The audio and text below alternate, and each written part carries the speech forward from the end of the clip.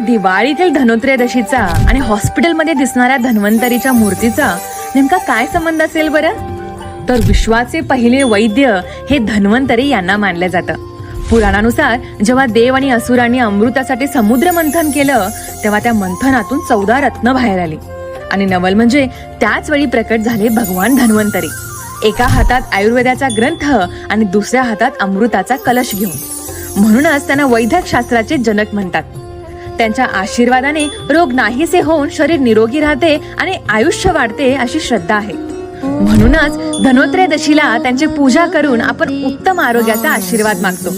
अनेक हॉस्पिटल्सना आजही धन्वंतरी हे नाव दिलं जातं आणि बऱ्याच हॉस्पिटल्समध्ये त्यांच्या मूर्तीही तुम्ही बघितल्या असतात. एवढंच नाही तर धनोत्रयोदशीनेच दिवाळीच्या आनंदी 5 दिवसाच्या सणाची सुरुवात होत असते बरं का. Download ShareChat.